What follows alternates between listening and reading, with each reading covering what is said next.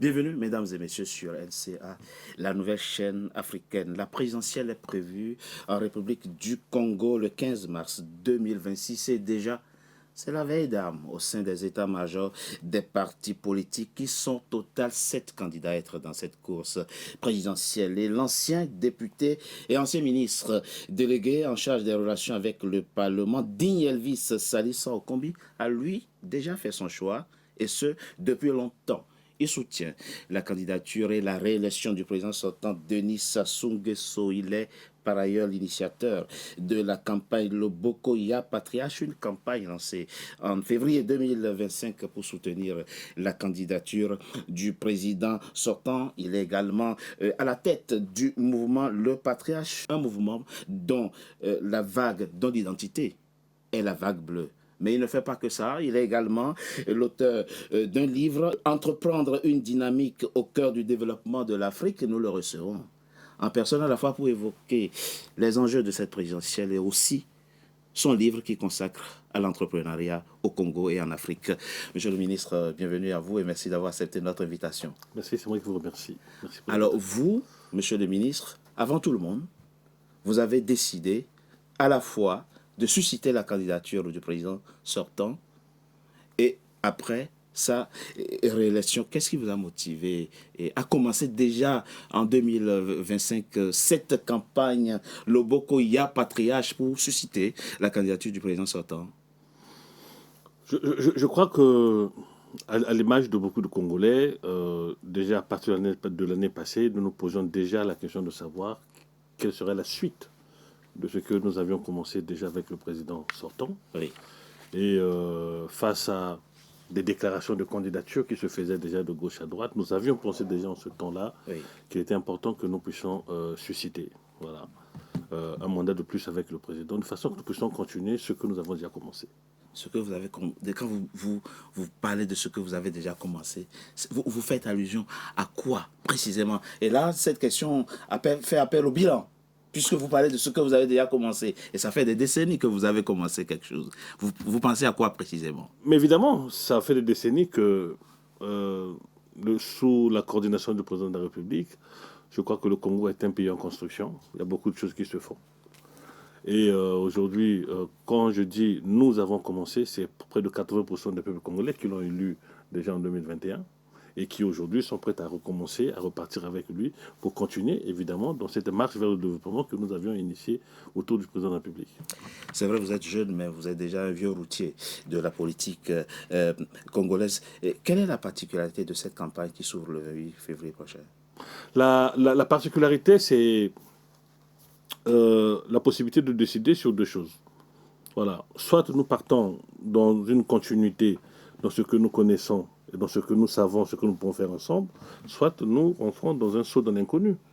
Voilà. Le saut de l'inconnu, c'est 6 candidats aujourd'hui qui se présentent. On aime à dire, et je le dis souvent à des amis qui sont des candidats, que une présidentielle, ce n'est pas l'élection d'un chef de quartier. Voilà, il ne s'agit pas de faire élire le chef de quartier, le chef de bloc, ou bien encore un directeur central ou un directeur général.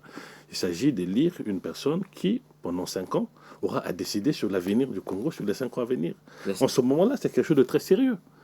Voilà. Les 6 autres candidats n'ont aucune fiabilité, aucune crédibilité à vos yeux. Non, il y a des bons profils. Ah, mais vous les comparez à un chef de quartier? Non, il y a des bons profils, mais pas à ce que les 6 millions de Congolais leur fassent confiance pour en faire des présidents de la République. Le mouvement, on le voit chez vous au Congo, le mouvement, le patriarche, dont, comme je l'ai dit, l'identité est la vague bleue. En quoi consiste ce mouvement véritablement? C'est quoi son objectif? Non, ce mouvement est né il y a de cela une année, à la suite de ce que nous avions appelé le dialogue intergénérationnel, qui était une grande conférence où nous avions réuni d'un côté les jeunes porteurs de projets et de l'autre les structures étatiques et para-étatiques qui s'occupent des questions liées à la jeunesse. Et à l'issue de cette grande conférence, nous avions décidé de lancer un mouvement qu'on a appelé la génération auto-entrepreneur. Pour la simple raison, c'est que selon le RGPH, le Congo aujourd'hui, c'est 76% des jeunes de moins de 35 ans. C'est vrai. Voilà. Donc, dans un contexte où le taux de chômage est assez grand, Voilà, il était question pour nous de savoir quelles étaient les formules, quelles étaient les dispositions, quels étaient les créneaux que nous pouvons voir pour faire que ces jeunes puissent avoir de l'emploi. Alors, il y en avait 3. Voilà, il y avait la fonction publique traditionnelle. Oui. Le Congo est un pays de fonctionnaires. Voilà, pendant longtemps, ça a été la solution. Il n'est pas le seul. Hein. Voilà, Les autres, le Congo. les Voilà. autres pays du continent. Le Sénégal. Deuxièmement, il y avait la possibilité pour les entreprises existantes de pouvoir recruter. Là encore, ce n'était pas évident. Voilà. Mais troisièmement, il y avait la possibilité que par l'auto-emploi, par la formation et le financement de projets que nous puissions faire, que nous puissions avoir évidemment une jeunesse qui soit formée, qu'on puisse avoir des investissements de façon que ces jeunes-là soient des entrepreneurs. Alors, c'est cette initiative que nous avions lancée et à partir de cette initiative-là, nous avons lancé ce mouvement qui par la suite a découlé par le patriarche et aujourd'hui la Grande Vague Bleue. Et dans quelle mesure ce mouvement et ses objectifs se greffent-ils au projet de société ou au programme du candidat Denis Sassou Nguesso? Non, je crois que pour nous, nous sommes un mouvement d'abord qui, depuis une année, essaie d'influencer le projet du candidat. Voilà. Voilà. Nous faisons un plaidoyer de façon que nous voulons que sur le prochain mandat du président de la République, qu'il y ait un accent qui soit mis sur l'entrepreneuriat des jeunes. Voilà. C'est pour ça que nous avons commencé à faire le plaidoyer très tôt d'abord. Voilà. En rencontrant les différents partenaires, en rencontrant les membres de sa direction politique, en faisant évidemment passer le message au président pour dire que quand vous avez un actif des jeunes de 76% qui sont formés pour la plupart, c'est un actif pour développer un pays. Voilà. Mais seulement, il faut voir comment canaliser cette énergie-là de façon que ces jeunes, demain, soient un atout pour le pays. Et là, justement, à quelques années du lancement de la ZLECAF, nous avons un potentiel sur lequel nous pouvons investir, c'est la jeunesse. Et là, il y a l'entrepreneuriat. Donc, il faut aujourd'hui que, dans le prochain projet du président qui sera présenté dans quelques mois, dans quelques semaines, nous osons espérer que cette doléance a été prise en compte et que nous allons évidemment avoir un grand projet de développement sur l'entrepreneuriat des jeunes. Alors vous le dites, comment canaliser cette énergie-là, comment canaliser cette énergie juvénile? Je dois avoir l'honnêteté d'admettre que vous ne parlez pas seulement, vous agissez beaucoup. On vous voit dans les quartiers, dans les différentes villes de votre pays, vous faites des dons à différentes couches socio-professionnelles dans votre pays. C'est ça qu'il faut faire. Il faut pas seulement s'en tenir au discours, il faut agir. C'est ça que vous avez compris, contrairement à beaucoup d'autres. Alors, mais c'est parce que ces jeunes-là qui sont 76% n'ont pas besoin de discours. Ils en ont tellement écouté.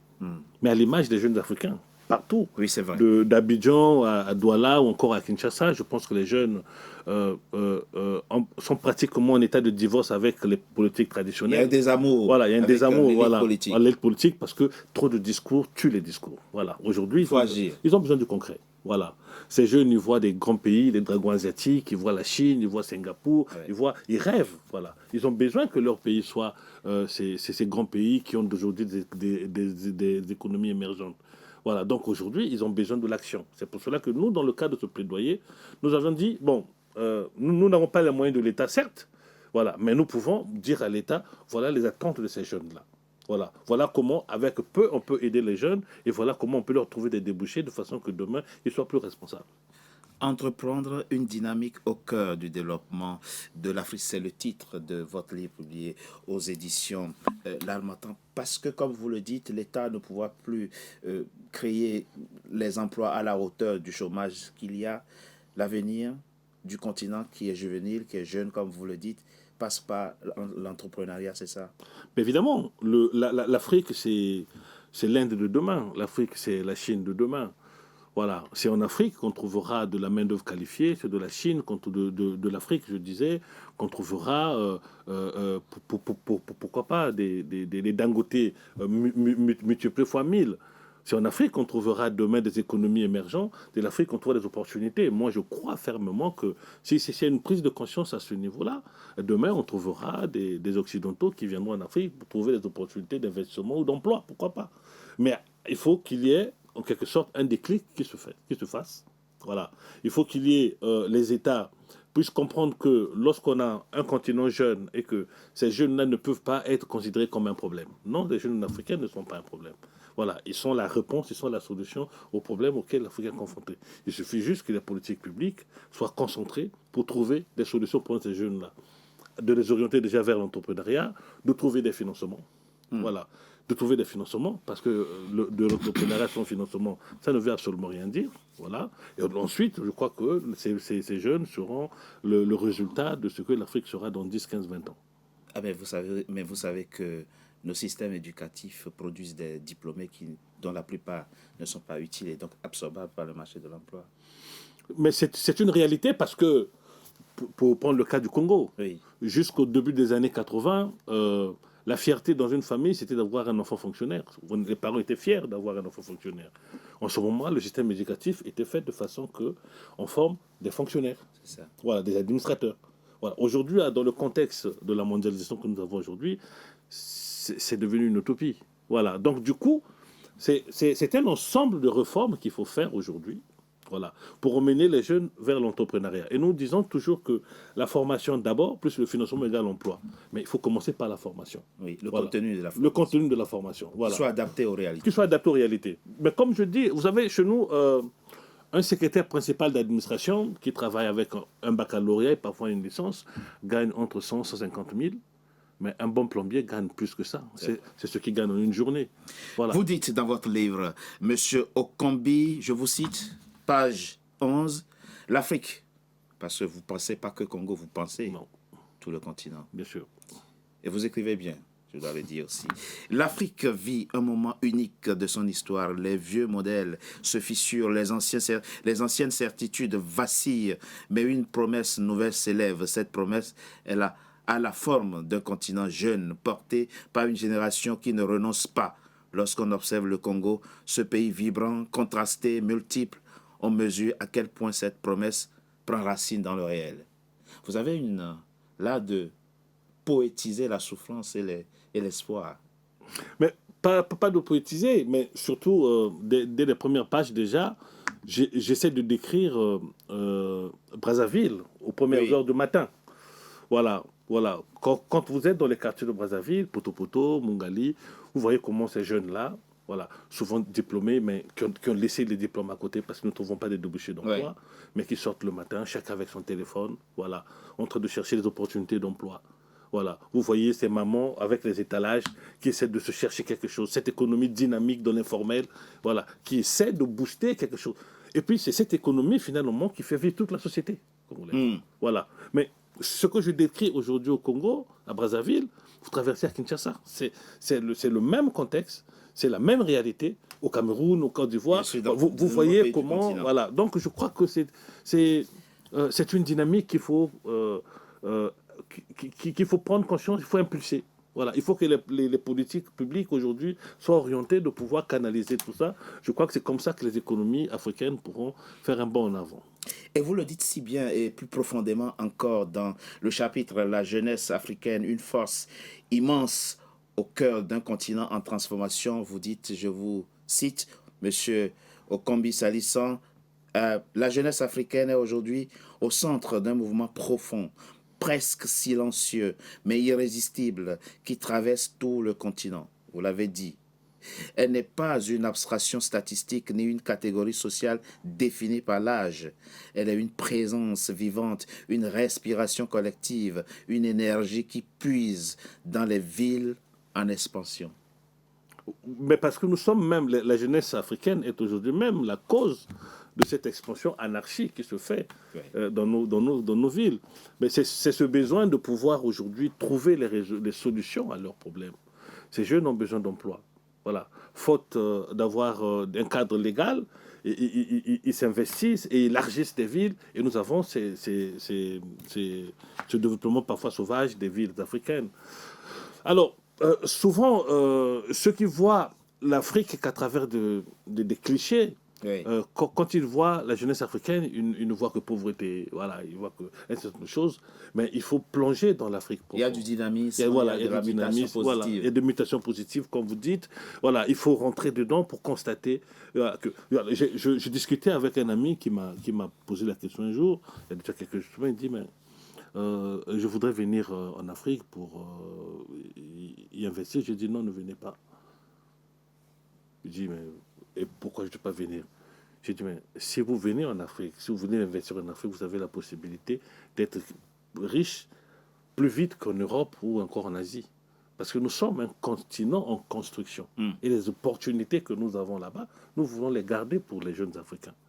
Voilà. Donc c'est ça l'Afrique aujourd'hui.